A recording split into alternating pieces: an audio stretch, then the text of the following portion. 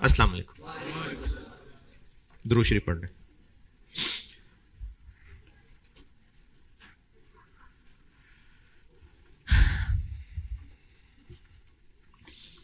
एक सवाल कर रहे थे कल, और अगर किसी ने ट्राई किया हो तो बहुत अच्छी बात है, पूरा मैं कर देता हूं, लेकिन किया है ट्राई तो बहुत अच्छी बात है। कोई मसला नहीं, चलें शाबाश। जिनको मसला है कोई बात नहीं, मैं बोर्ड पे करता हूं कंटिन्यू उसको। और आज एक ना बहुत जबरदस्त सवाल कराना है, और ये सवाल बना के एग्जामिनर ने उस वक्त के बच्चों को तो परेशान किया था, लेकिन अगली नस्लों पे आसान था। ये बहुत अच्छा सवाल है लर्निंग के लिए, वो मैं करूंगा आज एक बोर्ड पे सवाल। कल वाला पहले पूरा कर दूं, और पहुंच गए थे हम। अच्छा, बस मटीरियल ही गया था। Okay okay okay.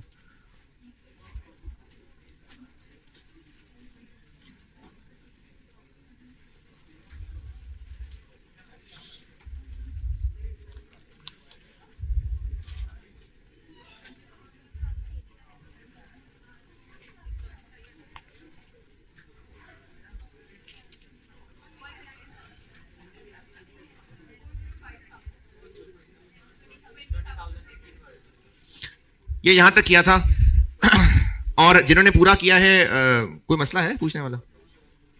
जी अच्छा, ठीक ठीक है, चले। जिन्होंने नहीं किया था वो शर्म करें, और शर्म करके तो सवाल दोबारा पढ़ ले, मैं करता हूं पूरा।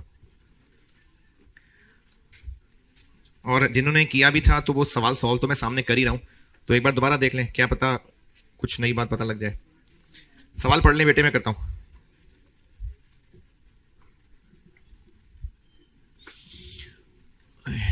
मटेरियल वाला तो स्किप कर दें, आगे चलें, लेकिन बाकी पढ़ लें।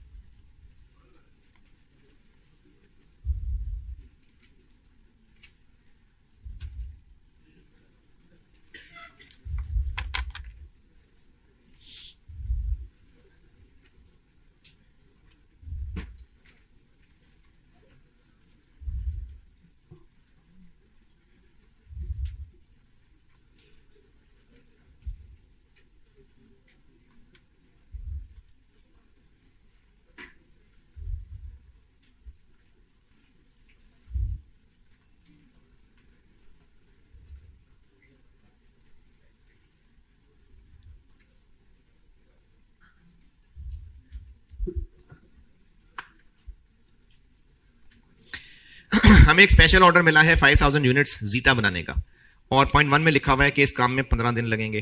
पॉइंट 2 मैंने कल पूरा सॉल्व कर दिया था, इसलिए वहां से आगे चल रहा हूं। पॉइंट 3, प्रोडक्शन करने के लिए लेबर के 800 स्किल्ड और 250 अनस्किल्ड आवर्स चाहिए, और लेबर की कहानी इसी के अंदर ही बता रही है कि ये लेबर का कौन सा वाला केस है।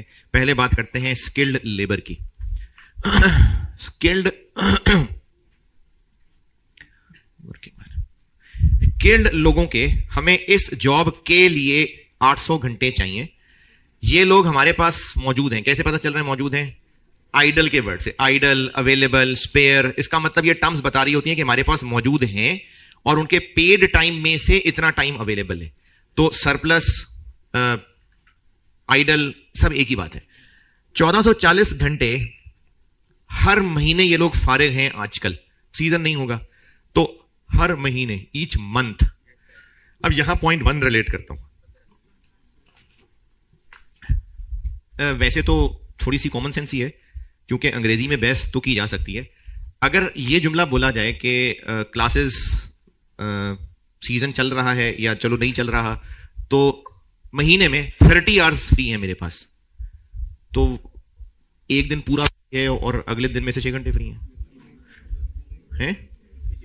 ऐसा भी हो सकता है कि एक दिन के पूरे 24 घंटे फ्री हैं और अगले दिन में से 6 घंटे फ्री हैं, तो होगा 30 घंटे। तो महीने में से 30 घंटे, कॉमन सेंस की बात यह है कि हर रोज 1 घंटा। तो अगर महीने में 1440 घंटे अवेलेबल हैं, तो 15 दिन में 720 फ्री अवेलेबल है। तो जो हमें 800 आवर्स चाहिए, टोटल रिक्वायर्ड है 800, और जो सरप्लस अवेलेबल हैं वो 1440 के आधे अवेलेबल हैं। तो बाकी 80 घंटे उनसे ओवर टाइम करवाना पड़ेगा। और ओवर टाइम के कोई एक्स्ट्रा पैसे बताए हैं तो बस फिर वो 200 ही होंगे। और जो उनको फारिग बिठाना था उसके बारे में कुछ ऐसा लिखा है कि फारिग बैठ के इनको इतने % तो दे ही देने थे, तो फिर फारिग बिठा के भी फिर पूरे ही देने थे, तो इसलिए सिर्फ 80 घंटों के ऊपर 200 रुपए लग जाएंगे।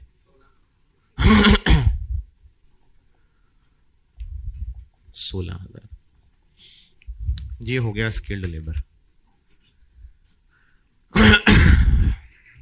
हाँ जी, स्किल्ड लेबर डन। अनस्किल्ड वाले बस सिर्फ इतना सा लिखा हुआ है कैन बी हायर्ड, तो बस ठीक है, कर लेंगे हायर जाके। तो अनस्किल्ड लोग चाहिए 250 इंटू 120, 30,000।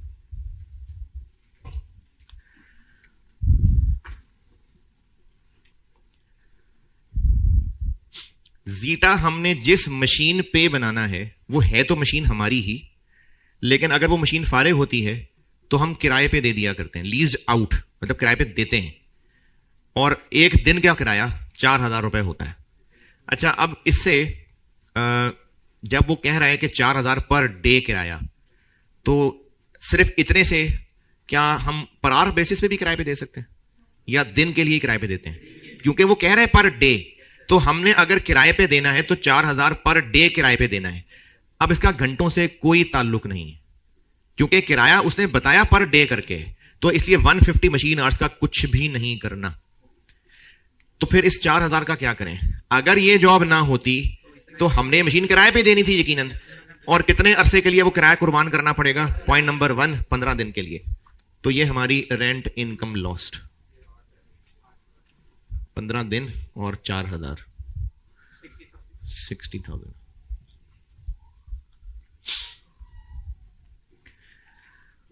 अगर आपको मशीन का रेंट 4,000 पर डे की बजाय पर आवर बताया होता तो जरूर हम 150 से मल्टीप्लाई करते, क्योंकि 150 मशीन आवर्स चाहिए ना। अगर किराए की बात पर आवर बेसिस पे की होती तो फिर 150 से मल्टीप्लाई करते, पर डे है इसलिए 15 दिन से मल्टीप्लाई किया। 0.3। ओके, पॉइंट नंबर 4, वेरिएंस वाले चैप्टर में भी ये काम करके आए कि अगर आपको ओवरहेड्स का वर्ड लिखा है बस, तो फिक्स्ड वेरिएबल दोनों की बात हो रही है। तो एब्जॉर्ब्स ओवरहेड्स एट 400 रुपए, मतलब ये OAR है, और ये तो पूरा OAR है। हमने सिर्फ वेरिएबल वाले को लेना है। तो ये काम वेरिएंस में भी बड़ी दफा किया है कि अगर आप उसमें से फिक्स्ड निकाल दें तो पीछे वेरिएबल रह जाएगा। तो टोटल OAR है 400 रुपए, और फिक्स्ड का डाटा दिया हुआ है 6 मिलियन डिवाइडेड बाय 50, तो वेरिएबल OAR हो गया 280।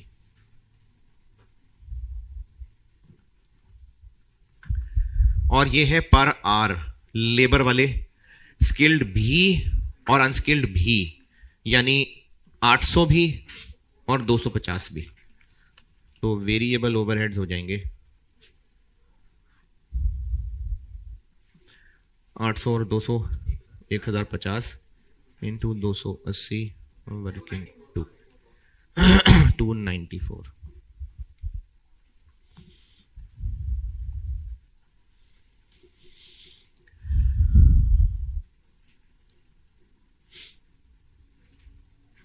.5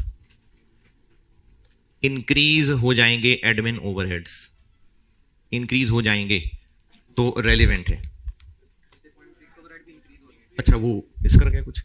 हाँ जी, हाँ जी, हाँ जी। पॉइंट नंबर 4 में फिक्स ओवरहेड्स भी इंक्रीज हो जाएंगे, तो वो जो एडिशनल होंगे वो रेलिवेंट है।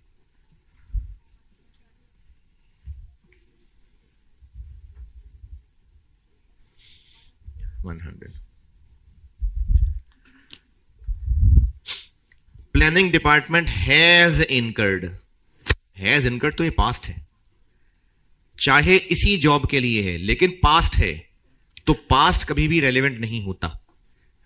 बेशक इसी जॉब के लिए हम रेलेवेंट कॉस्ट्स इस प्रपोजल पे लगने वाले रिसोर्सेज की एक्चुअल कॉस्ट नहीं ले रहे।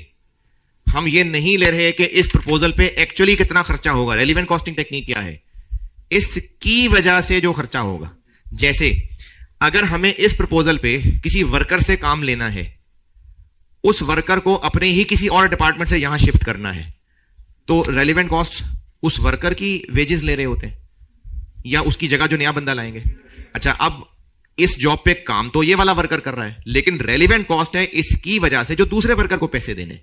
तो रेलिवेंट कॉस्ट में इसकी वजह से जो होगा, हुआ था नहीं होगा, तो प्लानिंग वालों ने खर्च कर दिया हुआ है, था 20,000 खर्च हो चुका हुआ है, तो इसलिए ये रेलिवेंट नहीं है। अगर ऐसा लिखा होता ना कि इनिशियली तो 20,000 खर्च कर दिया था, लेकिन अगर हमने इस जॉब को ओके किया तो हमें कुछ मजीद डेवलपमेंट वर्क करना पड़ेगा, 10,000 रुपए और लगाने पड़ेंगे, वो लेते रेलिवेंट। तो जो खर्चा हो चुका वो पास्ट है, वो नहीं है रेलिवेंट। ये है जी स्प्रिंग 16। अब टोटल कॉस्ट के ऊपर हम लगा लेते हैं प्रॉफिट 2, और हमारा प्लान है 20% मार्जिन कमाने का, तो टोटल कॉन्ट्रैक्ट प्राइस हो जाएगी, मार्जिन है इसलिए ये 80 है, 25।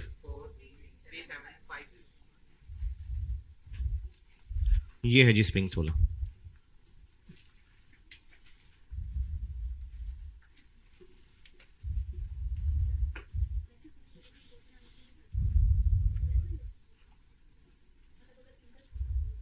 हाँ, हमें इस जॉब की वजह से जो भी करना होगा वो रेलिवेंट है, ये हो चुका था इसलिए रेलिवेंट नहीं है। देखें, मैं पिछली वाली बात दोहराता हूं, अगर पॉइंट 6 में ये लिखा होता ना कि प्लानिंग डिपार्टमेंट वालों ने 20,000 खर्च कर दिया हुआ है, अगर हमने ये ऑर्डर एक्सेप्ट किया तो कुछ और भी डिटेल डेवलपमेंट करनी पड़ेगी, उस पे 25,000 खर्च होगा, वो 25 रेलिवेंट होता। जब हम कह रहे हैं ना कि इसकी वजह से ये होगा, तो इसमें एक छुपी हुई बात यह है कि अगर ये नहीं हुआ तो फिर नहीं होगा। तो यहां पर सिर्फ हमने वो खर्चे लेने होते हैं जो इसकी वजह से होंगे। बेसिक वही 4 बातें हैं, इसकी वजह से जो होगा, नहीं इस वजह से जो आएगा, जो जाएगा, आना था नहीं आएगा, जाना था नहीं जाएगा। ये नाम मैंने भी बताने, ये इस चैप्टर में थ्योरी का एक पोर्शन है संक कॉस्ट, ये कुछ 4-5 नाम है, ये नाम लेके पूछे जा सकते हैं, तो वो मैं आपको पहले ये सारे कॉन्सेप्ट करवा लूं फिर। स्प्रिंग 16। चलें अब एक सवाल करते हैं, सवाल तो लंबा सवाल है, कोशिश पूरी करूंगा एंड तक हो जाए, लेकिन है बहुत अच्छा सवाल। उससे पहले एक मैंने बात लिखी हुई है किताब में, कॉमन सेंस की बात है, कोई बहुत मुश्किल बात नहीं है, मैंने बाहर लिखी हुई है कि हमें अगर इस जॉब को करने के लिए जो रिसोर्सेज चाहिए वो हमें एक से ज्यादा तरह के मिल रहे हैं मार्केट से, तो कौन सा वाला लाएं जो हमें सस्ता पड़ेगा? ठीक है ना, हमें 2-3 तरह के लेबर मिल रहे हैं इस काम के लिए, हमें वो चाहिए जो सस्ता पड़ेगा। अच्छा, सस्ता नहीं, जब हम बात कर रहे हैं ना कि इस जॉब के लिए ये 2-3 हो सकते हैं, तो वो 2-3 ठीक हैं तो ही कंसिडर कर रहे हैं। अगर क्वालिटी हल्की होती तो हम कंसिडर ही ना कर रहे होते। और ये जो फैसला करना है कि कौन सा सस्ता पड़ेगा, ये पर किलो पर आवर बेसिस पे नहीं करना, टोटल। जैसे हमें इस काम के लिए 200 पर आवर वाले वर्कर भी मिल रहे होते और 100 वाले भी मिल रहे होते, तो ऐसे ही नहीं इसको ले आएंगे। हो सकता है ये 800 घंटे में काम करे और ये 2000 घंटे में काम करके देना। तो इसलिए अगर एक ही काम के लिए मल्टीपल सोर्सेज अवेलेबल हैं तो सस्ता वाला सोर्स लाना है। ये मैंने बात लिखी हुई है चैप्टर के अंदर, ये जहां मैं आपको वो रेलेवेंट कॉस्ट की सब एग्जांपल्स पढ़ा रहा था, तो उसमें कहीं मैंने एक एग्जाम नोट बना के लिखा हुआ है। सवाल पढ़ लें, मैं करता हूं स्प्रिंग 20 रिंग लिमिटेड, बहुत अच्छा सवाल है। रिंग लिमिटेड स्प्रिंग 20 20 नंबर का सवाल, चैप्टर में क्वेश्चन 8।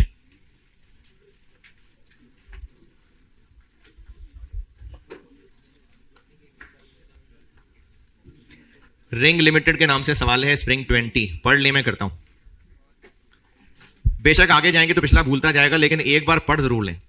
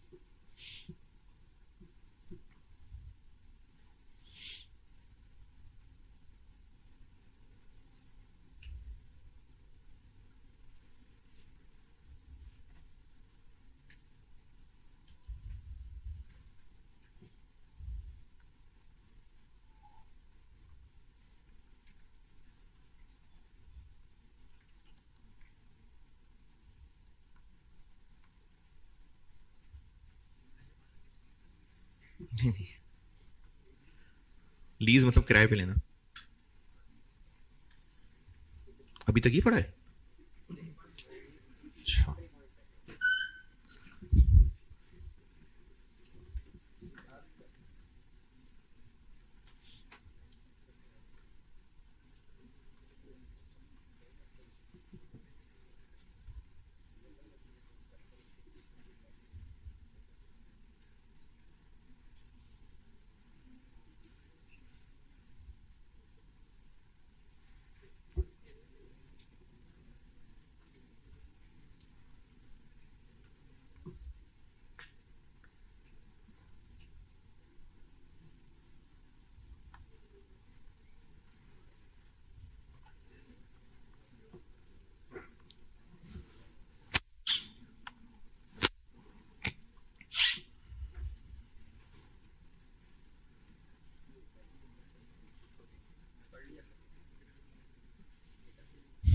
जी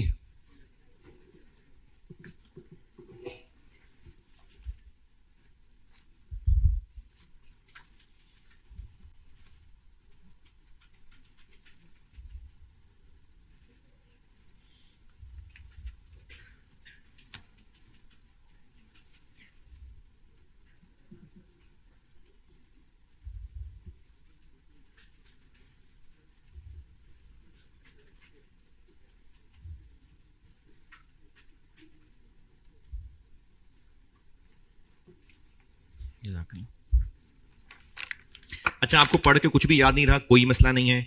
अगर सारी बातें नहीं भी समझ आई, कोई मसला नहीं है, लेकिन एक बार पढ़ा जरूर हो। ये कैसे पता इस टॉपिक का सवाल है?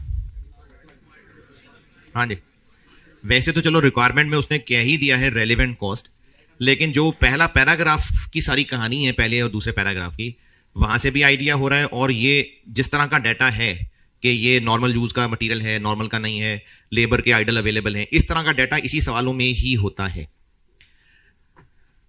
तो अगर आपको ये काफी सारा बीच में नहीं भी समझ आया, कुछ पॉइंट तो मैं सॉल्व करते तो सारी अंग्रेजी ट्रांसलेट करके ही दूंगा, लेकिन पूरा सवाल पढ़ के ना थोड़ी बहुत पिक्चर बन जाए दिमाग में तो वो जरूरी होता।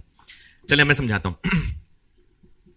पहले पैराग्राफ में ये कहानी लिखी हुई है कि हमारा एक कस्टमर हमारे पास 3500 यूनिट्स जिंग बनाने का ऑर्डर लेके आया था, और उसको हमने ये जिंग कितने का बेचना था? 4000 का।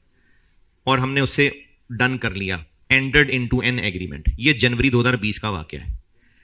हमने इस ऑर्डर के लिए एक मटेरियल, वो भी खरीदने का ऑर्डर प्लेस कर दिया, और जो उसके लिए लेबर चाहिए थे वो भी हायर कर लिए। लेकिन अभी हम सब तैयारियां कर ही रहे थे कि जीएल हम में नहीं रहा। तो अब जब जीएल नहीं रहा तो हम तो ऑर्डर दे बैठे हैं।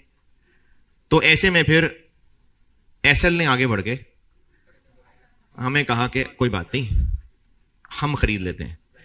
लेकिन जिंग की बजाय उसने साथ डी लगा दिया और कहा कि डी जिंग दे दो। में है ये जिंग जैसा ही, तो हमने उस मुश्किल में इसको अपना है हाँ सहारा समझा, और उसकी ऑफर को अब हम एक्सेप्ट करने से पहले प्राइस निकालना चाह रहे हैं। पूछा यह है कि बताएं उसको हम कम से कम कितने पैसे कोट करें। तो कम से कम कितने, जितनी रेलिवेंट कॉस्ट है। तो हमने इन सारी आइटम्स की रेलिवेंट कॉस्ट कैलकुलेट करनी है। जिंग के लिए, डी जिंग के लिए कितने यूनिट्स? 3500। ये पहले 3 पैराग्राफ्स की कहानी बताई है मैंने। इसमें कोई अंग्रेजी, हाँ एक चीज भूल गया, 3 महीने लगेंगे इस काम में। जिस तरह पहले में 15 दिन इंपॉर्टेंट है ना, कैलकुलेशन में काम आने थे, तो यहां पर ये 3 महीने कैलकुलेशन में शायद काम आए। तो इन 3 पैराग्राफ्स में अगर किसी का कोई सवाल है तो बताएं।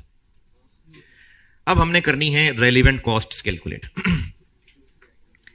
अच्छा, रेलिवेंट कॉस्ट्स के लिए 4 वही बुनियादी असूल हैं कि इस जॉब की वजह से जो आएगा, जो जाएगा, आना था नहीं आएगा, जाना था नहीं जाएगा। अब ये जो फैसला है ना कि इसकी वजह से आएगा, ये फैसला करते हुए देखना है कि हम कहां खड़े हैं। इस सवाल में खास तौर पे ये चीज इंपॉर्टेंट है, इसलिए पहले बता रहा हूं। एक मिसाल, पता नहीं शायद जो मैं पहुंचाना चाह रहा हूं वो पहुंचे कि ना पहुंचे, देखते हैं, कोशिश करते हैं। हम ना एक बाजार में कोई दही लेने जा रहे थे, चलो, तो हम एक दोराहे पे आए हैं। अब यहां से राइट और लेफ्ट ही है। हमने सिर्फ राइट साइड पे झांक के देखना है कि वो फलानी दुकान खुली है कि नहीं खुली हुई। अगर खुली हुई हो तो हमने राइट जाना है, वरना हम लेफ्ट जाने वाले थे। तो अगर वो दुकान बंद हुई तो हमने लेफ्ट जाना है, दुकान खुली हुई तो राइट जाना है। इस वक्त हम यहां खड़े हैं कि अगर बंद हुई तो क्या होगा, लेफ्ट जाना था। इस वक्त ये सोचे नहीं अच्छा क्या पता हम मरी घूमने चले जाते, अच्छा क्या पता हम फलानी जगह चले जाते। नहीं, हम जहां खड़े हैं वहां खड़े होकर सोचना है कि अगर राइट ना गए तो लेफ्ट जाते, क्या पता वहां चले जाते, क्या पता वहां चले जाते। नहीं, जहां खड़े हैं वहां खड़े होकर सोचना है। तो हम इस वक्त जिस ऑर्डर को इवेल्युएट कर रहे हैं वो 3500 यूनिट्स का डीजिंग है।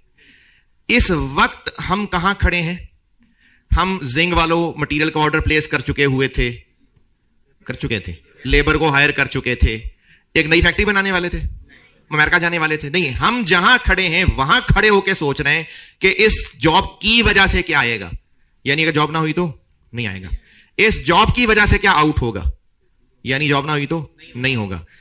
आना था नहीं आएगा, कैसे पता चले क्या आना था। अगर ये जॉब ना होती तो क्या आना था। हम जहां खड़े थे वहां खड़े होकर सोचना है कि ये आना था जो अब नहीं आएगा। हम जहां खड़े हैं वहां खड़े होकर सोचना है कि जो आउट होना था अब नहीं होगा। ये चार बातें मैं फिर सवाल करते हुए फिर इंशाल्लाह दोहरा देता हूं। अब करते हैं सवाल, और प्रेजेंटेशन का कोई मसला नहीं, चूंकि इतना बड़ा सवाल है और उसने हेडिंग्स दे के अलग अलग डाटा दिया है, तो फिर हम भी ना हेडिंग्स दे के इनको सॉल्व कर लेते हैं, बाद में सबको समराइज करके फाइनल लिस्ट बना लेंगे। तो स्प्रिंग 20, और पहले करते हैं मशीनरी। मशीनरी हमें चाहिए 3 महीने के लिए, और हमारे पास 2 प्रपोजल्स हैं। तो कौन से वाले को एक्सेप्ट करना चाहिए जिसमें हमें सस्ता पड़ेगा। आप कैलकुलेशन करके देखेंगे तो पता चलेगा। तो एक ऑप्शन ये है कि हमें मशीन मिल रही है किराए पे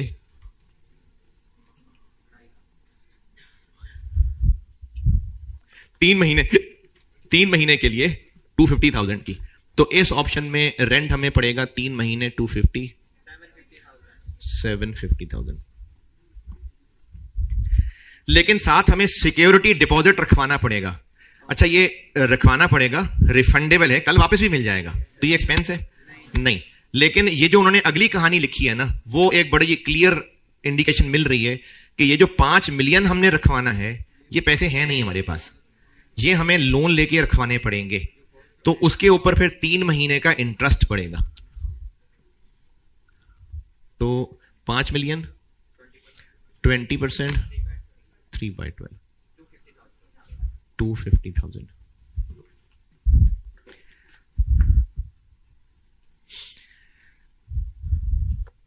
₹15,000। अच्छा, जिन्होंने FAR 2 नहीं पढ़ा हुआ, लीज का मतलब है किराए पे लेना, लेसर होता है जिसने किराए पे देना है, उसको लेसर कहते हैं। तो कॉन्ट्रैक्ट में तय था कि ये जो मशीन की मेंटेनेंस कॉस्ट है महीने की 15,000, ये वो लेसर खुद ही बर्दाश्त करेगा। तो हाँ, इसीलिए मैं वो बात समझा रहा था। हम इस 15,000 को यहां लें कि ना लें?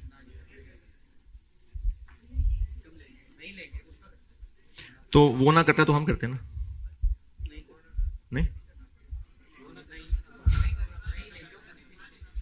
तो इनकम बना लें। हाँ जी, हाँ, तो खर्चा होना सा नहीं होगा तो इनकम बना लें। हाँ, तो लेस करते हैं कॉस्ट में से।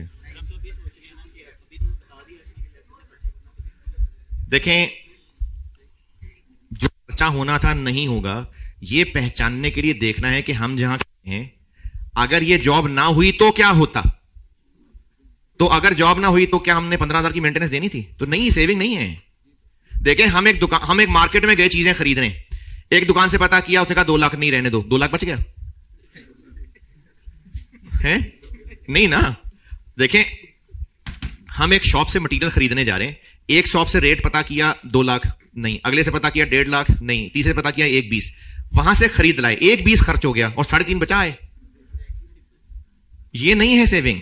हमने ये जो बात है ना कि खर्चा होना था इस जॉब की वजह से नहीं होगा, आपने सोचना है जहां खड़े हैं कि अगर ये जॉब छोड़ दें तो क्या होगा। तो मशीन ही नहीं होगी, नहीं होगा 15,000। इस जॉब को अगर छोड़ दें तो जो खर्चा होना था वो इस जॉब की वजह से बचेगा, वो इनकम लेना है। अगर हम ये डीजिंग वाली जॉब छोड़ दें तो फिर ये 15,000 की मेंटेनेंस है तो नहीं, फिर ये इनकम नहीं है। ये ऐसे ही है कि चलते चलते हम दुकानों से रेट पता करते जा रहे हैं और कहते हैं नहीं रहने तो नहीं चाहिए, तो वहां से बचत होती जा रही है। नहीं, ये बचत नहीं है। इस जॉब के ना होने से क्या होता, वो अब नहीं होगा, ये बचत है। तो उस 15,000 का कुछ भी नहीं करना। तो ऑप्शन 1 से हमें 10 लाख पड़ेगा। और दूसरी ऑप्शन है,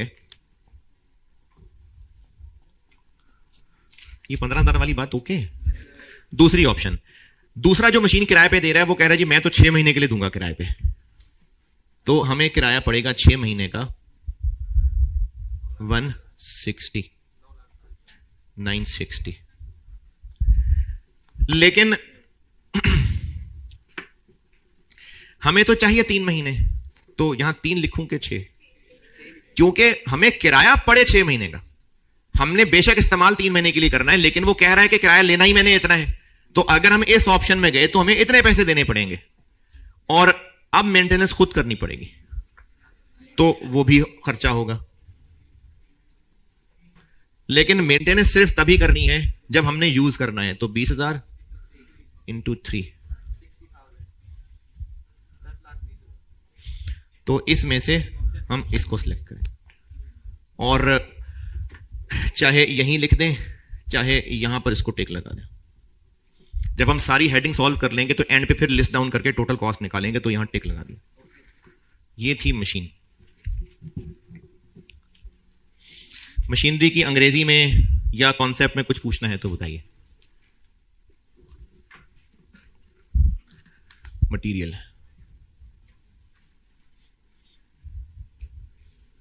और इसमें भी पहले है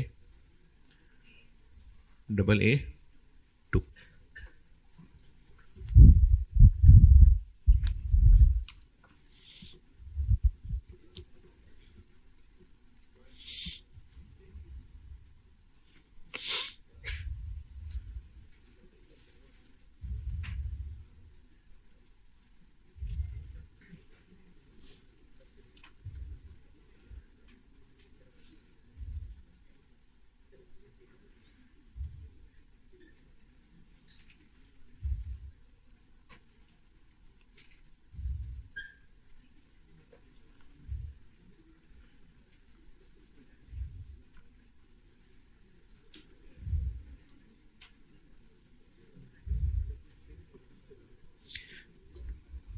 पॉइंट 1 डन, नहीं सॉरी, मशीनरी डन।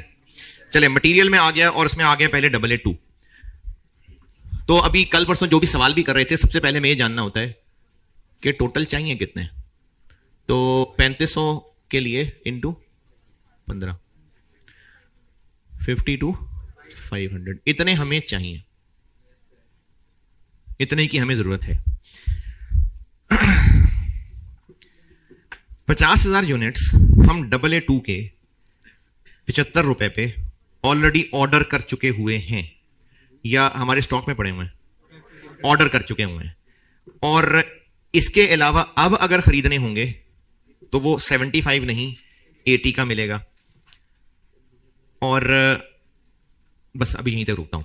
ये जो हमने मटेरियल मंगवाया है ये हमारे रेगुलर यूज का है? हाँ जी, नहीं, क्योंकि हम कस्टमाइज प्रोडक्ट्स बेचते हैं और ये एक स्पेशल ऑर्डर था और इसीलिए हम परेशान थे, क्योंकि फिर तभी एसएल ने आके हमें हौसला दिया। तो ये हमारे रेगुलर यूज का नहीं है। तो 50,000 यूनिट्स का हम ऑर्डर दे चुके हैं, चाहिए हैं हमें 52,500। तो रेलिवेंट कॉस्ट क्या होगी जी? 2500 तो बहरहाल खरीदने ही पड़ेंगे ना, तो वो जो नए खरीदने पड़ेंगे, जो एडिशनल परचेज करनी पड़ेगी 2500 कितने का? 80 का, 2 लाख। बाकी 50,000 का क्या क्या नहीं होगा? वो रेलिवेंट नहीं होगा? होगा। अच्छा, क्या वो 50 यूनिट स्टॉक में आ चुके हैं? नहीं आए।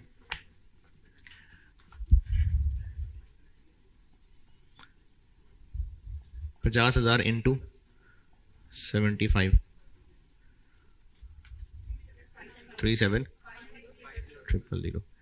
अच्छा, जिनको ये शामिल करने में एतराज है, पहले वो एतराज बताएं जी।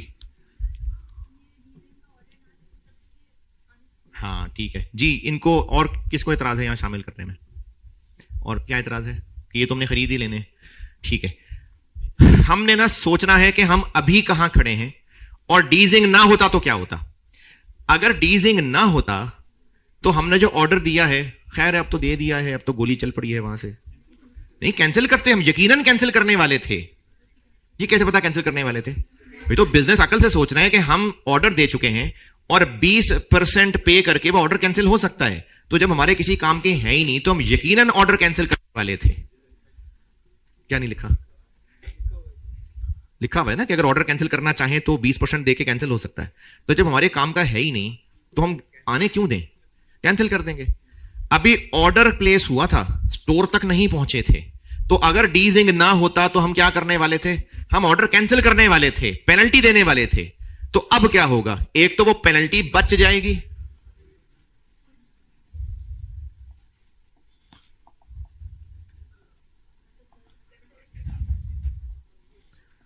और इनको आने देंगे, तो ये पैसा अब खर्च होगा, ये पैसा खर्च होगा।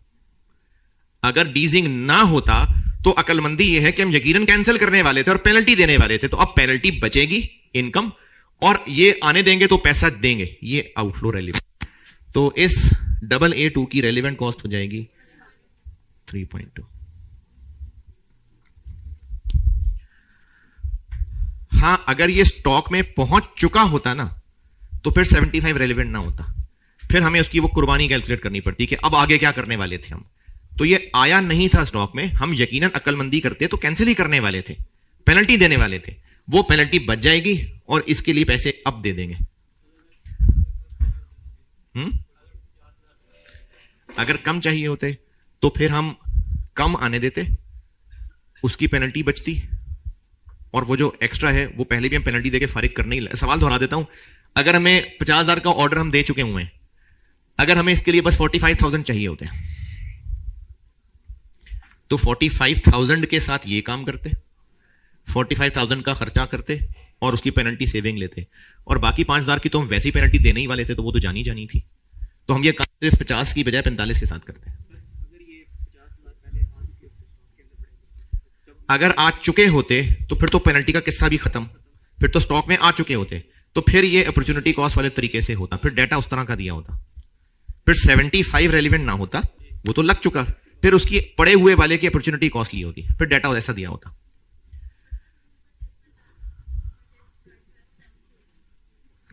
किसी सवाल को कंटिन्यू कर रही है, इसमें पूछ रही है। 80-60 जो भी होता, 2500 तो नए ही खरीदने हैं, तो वो जो नई प्राइस होती उसी पे खरीदते। पेनल्टी का इससे ताल्लुक है, इससे नहीं है।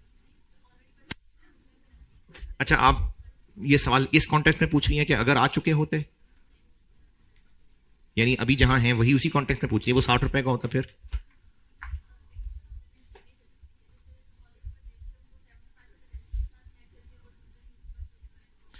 अच्छा अच्छा,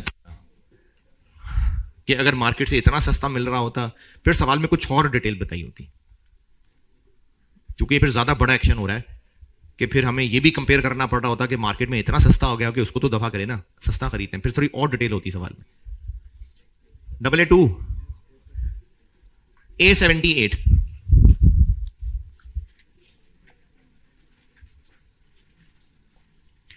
A78 के टोटल कितने चाहिए? 3500 इंटू 10, 35,000 चाहिए। तो ये मार्केट से हम खरीद सकते हैं और खुद भी बना सकते हैं। तो क्या करेंगे? जिसमें कम खर्चा होगा तो दोनों को चेक कर लेते हैं।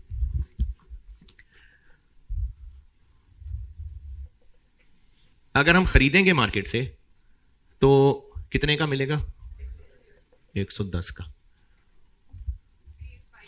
3850,000। और अगर हम खुद बना लें, अच्छा सवाल की वर्डिंग इतनी अच्छी नहीं है, लेकिन हो सकता है आपको कोई कंफ्यूजन ना हो, क्लिक कर जाएं। 80 रुपए बनाने का खर्चा है, तो वो तो नजर आ रहा है कि 80 रुपए 110 से सस्ता है, तब तो जुबानी सोच सकते थे। तो ये 80 रुपए ना पर यूनिट ऑफ इनपुट है, ये क्लियरली मेंशन नहीं है, लेकिन सवाल वाला कहना यह चाह रहा था कि 80 रुपए पर यूनिट ऑफ इनपुट है। तो हमें तो आउटपुट 35,000 यूनिट चाहिए, बनाने तो ज्यादा ही पड़ेंगे। तो बनाने कितने पड़ेंगे? 35,000 डिवाइडेड बाय 80%। ये क्या है?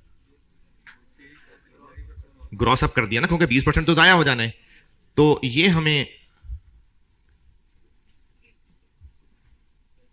80, इस 25 रुपए का क्या करना है? इसका कुछ नहीं करना, क्योंकि हमने अगर खुद बनाना है तो हमने सिर्फ वेरिएबल खर्चे देखने हैं, क्योंकि फिक्स तो ये OAR है, तो फिक्स्ड OAR का तो कुछ नहीं करना होता। तो इसलिए हमने सिर्फ 80 रुपए को यूज किया। ये 80 और है, ये 80 और है, ये वो 20% का लॉस। हमें इतना आउटपुट चाहिए तो हमें इनपुट ज्यादा डालना पड़ेगा, क्योंकि 20% नुकसान हो जाता है। तो ये कितना बन गया? तो इनमें से ये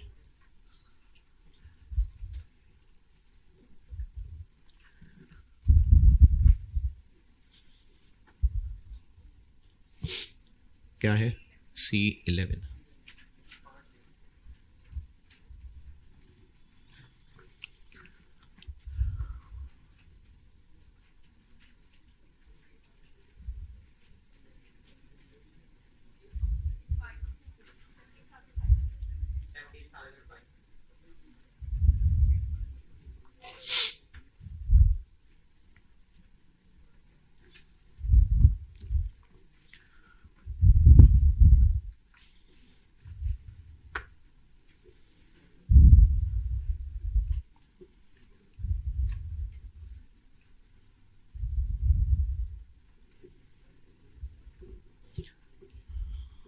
हाँ जी, लिखते लिखते यहां तक पहुंचे तो फिर मैं C11 समझाता हूं।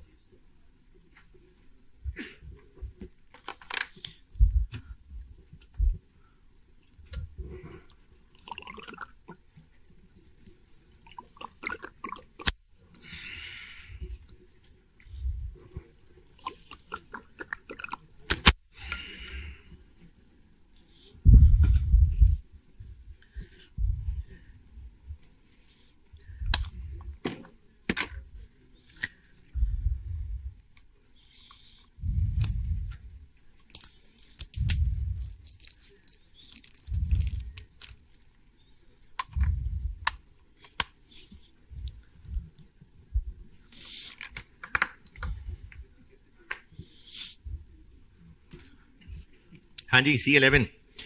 अच्छा, C11 20 रुपए का मिल जाता है और हमें चाहिए 17,500। लेकिन हमारे पास ना एक पुराना मटेरियल D50 भी पड़ा हुआ है। C11 की जगह उससे भी काम चला सकते हैं, सब्स्टिट्यूट मटेरियल। D50 कितने पड़े हुए हैं? 5,000। तो 17,500 में से अगर D50 काम चलाया भी तो 12,500 तो खरीदने ही पड़ेंगे ना। तो 12,500 तो खरीदने पड़ेंगे। तो जो एडिशनल परचेज करना पड़ेगा,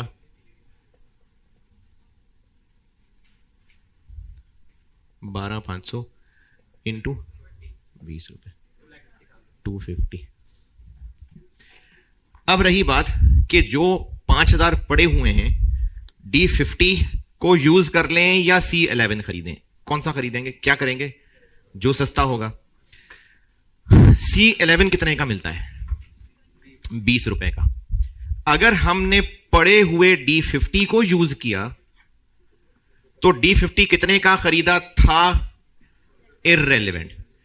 अगर ये जॉब ना होती तो इस D50 के साथ क्या सलूक होने वाला था? इसको 3 रुपए का हम बेचने वाले थे। अगर इस जॉब पे यूज कर लिया तो एक को 3 रुपए आना था, नहीं आएगा, 15 रुपए और खर्च करने पड़ेंगे।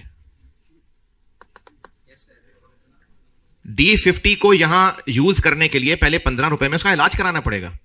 तो अगर हमने D50 वाली ऑप्शन ली तो क्या रेलिवेंट होगा? 3 रुपए आने थे, नहीं आएंगे, और 15 रुपए इसके इलाज पे लग जाएंगे। तो C11 लेते हैं तो 20 का, D50 यूज करते हैं तो 18 का। तो इसलिए हम D50 यूज करेंगे।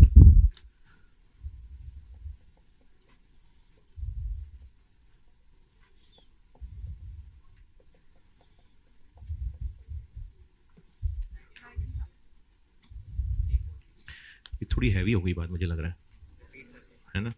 समझ भी नहीं आई। दोबारा बताते हैं। अच्छा, जो जाग रहे हैं, समझने की कोशिश भी कर रहे हैं, इस 12,500 में एतराज है? नहीं। तो मसला ये रह गया कि ये जो 5,000 हैं, हम D50 का इलाज करा के उसको इस्तेमाल कर लें या C11 ही खरीदें।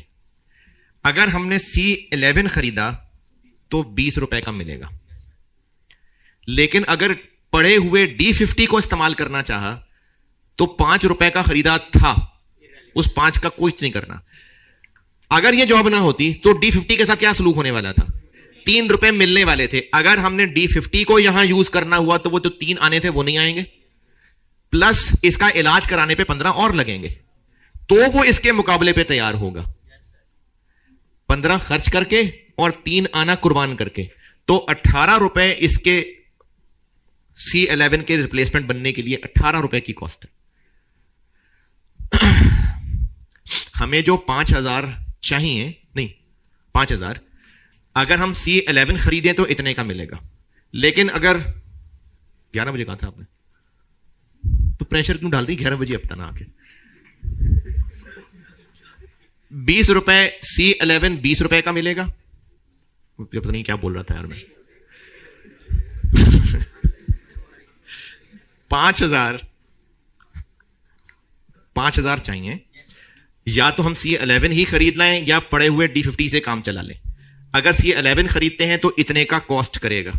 अगर पड़े हुए D50 से काम चलाना है तो एक तो इसके इलाज पे 15 रुपए लगेंगे, और इस जॉब पे D50 से काम चलाने की वजह से वो जो 3 आना था वो भी नहीं आएगा। तो ये हमें कुर्बानी प्लस इलाज 18 रुपए कॉस्ट कर रहा है, और C11 खरीदा तो 20 कॉस्ट करेगा, तो हम 18 वाला चुनेंगे।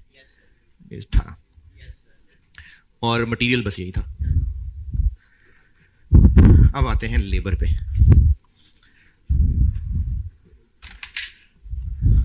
ये मशीनरी मिटा दूं?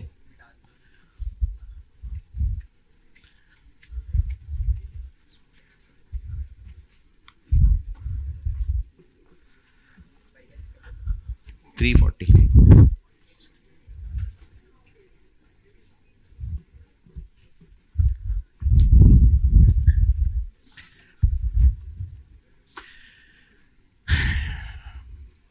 मटेरियल जी, 3 ऑप्शंस बनती कि हम D50 और खरीद लाएं।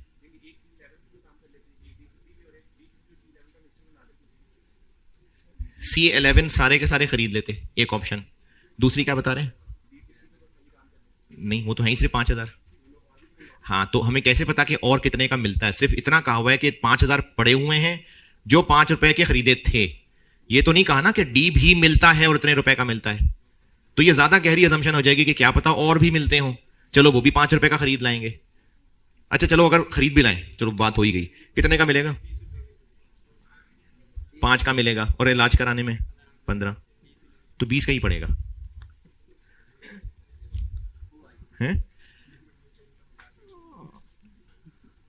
डायरेक्ट मटेरियल नहीं, कुछ समझ नहीं आ रहा। डायरेक्ट लेबर और लर्निंग कर्व तो आप लर्न कर ही चुके हुए हैं।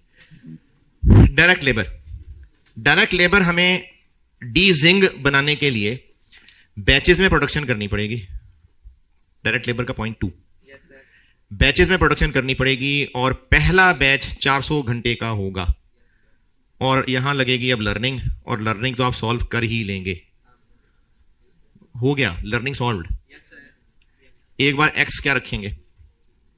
4, और एक बार 3, और उसके डिफरेंस से 4th बैच आएगा, और उसको अगले 6 बैचेस पे लगा देंगे। क्यों 6 बैचेस? क्योंकि 3500 बेचने हैं और 350 का एक बैच है, तो 10 बैचेस। तो आपने लर्निंग कर्व कर लिया सॉल्व, डन। अभी बैठ के सबने कर लिया है। तो लर्निंग कर्व आपने कर लिया सॉल्व, और उसका एंड आंसर आया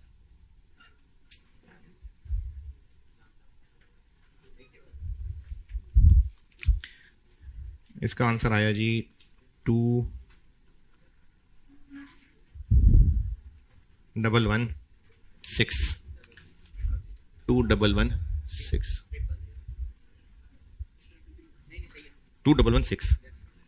2116 इसका आंसर आ गया।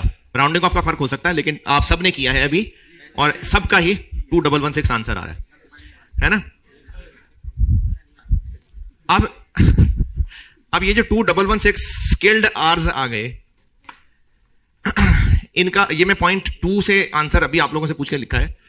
पॉइंट 1, ये जो स्किल्ड आवर्स चाहिए, इन लोगों को तो हमने पहले ही हायर कर लिया हुआ था, और इनके साथ जो बात की हुई थी वो ये की थी कि आपको 200 घंटों के तो पैसे मिलेंगे ही मिलेंगे, और अब चूंकि वो फारिग बैठे हुए थे तो ये 200 घंटे आइडल अवेलेबल थे, और उनको ये कहा था कि 1000 पर आर है, और अगर फारिग भी बैठे फिर भी हम 500 रुपए तो आपको देंगे ही देंगे। तो इन 200 घंटों की रेलिवेंट कॉस्ट 500 रुपए हो गई, और जो बाकी 1916 घंटे हैं उसकी पूरे 1000। ओके, तो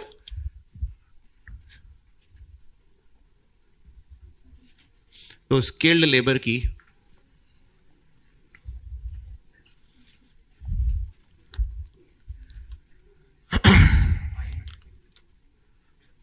टोटल रिक्वायर्ड हैं 2116 और सरप्लस अवेलेबल हैं 200, तो 1916 हमें एक्स्ट्रा चाहिए होंगे। तो इनके लिए टोटल कॉस्ट बन जाएगी, सरप्लस के लिए 500। क्यों 500? क्योंकि 50% तो उनको वैसे भी देना था, 1 लाख, और बाकी जो ओवर टाइम चाहिए कोई एक्स्ट्रा रेट नहीं बताया, तो वही 1000 रुपए ही होगा। 2016 ये हो गया skilled labour.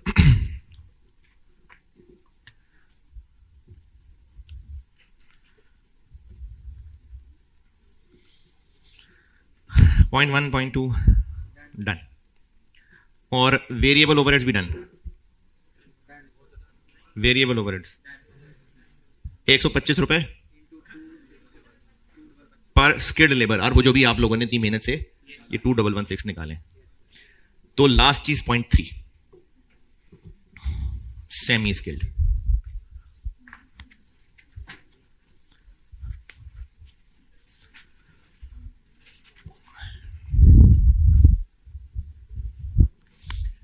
Semi skilled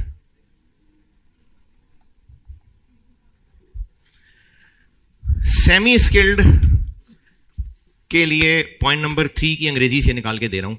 3 options हैं। जो लोग अंग्रेजी पढ़ने की कोशिश करें, 3 ऑप्शंस हैं, 3।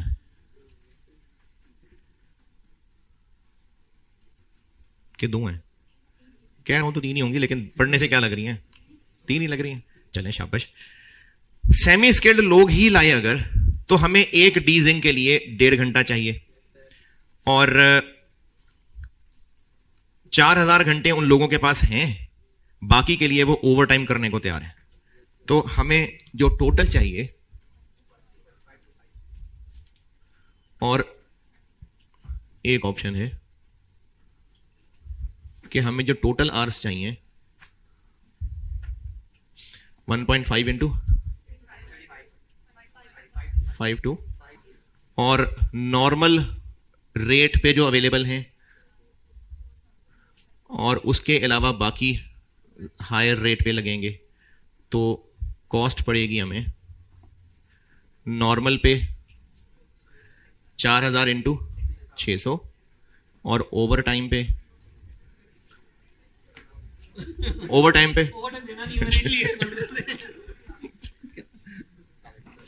सलाम। अच्छा, इधर इधर इधर इधर 1250 इंटू 600 रुपए,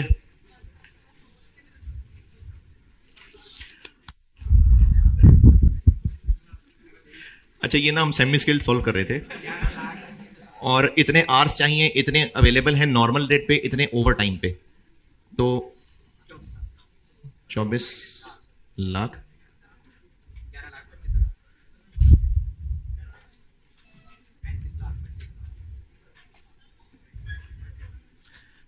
एक ये ऑप्शन है,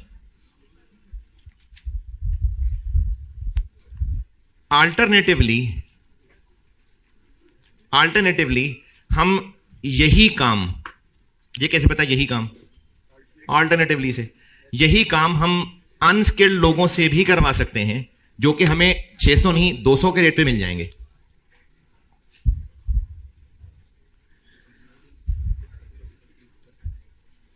ये हमें 200 के रेट पे मिल जाएंगे, लेकिन टाइम ये इनसे ज्यादा ले जाएंगे। कितने यूनिट्स बनाने हैं? 3500। ये लोग इससे 300% मतलब 3 गुना, ये इतना टाइम ले जाएंगे, और रेट इनका 200 होगा। 3150,000। लेकिन अगर इनके साथ कोई ट्रेनर भी आ जाए, उस ट्रेनर को भी पैसे देने पड़ेंगे, लेकिन इससे फायदा क्या होगा? ये जो 3 गुना टाइम लगना था, ये 2.5 गुना लगेगा। तो तीसरी ऑप्शन ये है कि 3500 इंटू 1.5 का 2.5 गुना इंटू 200 रुपए, लेकिन साथ प्लस 3 लाख, 29। तो इन 3 ऑप्शंस में से